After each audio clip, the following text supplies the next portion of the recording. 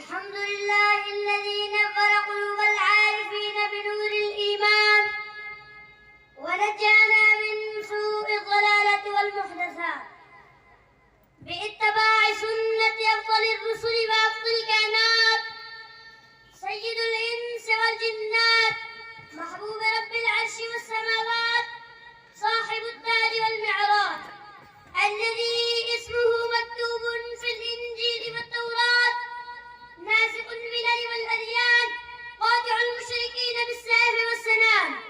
أرسله الله إلى الناس بشيرا ونذيرا وصلى الله عليه وآله وأصحابه وأزواجه وأحبابه وسلم تسليما كثيرا كثيرا. أما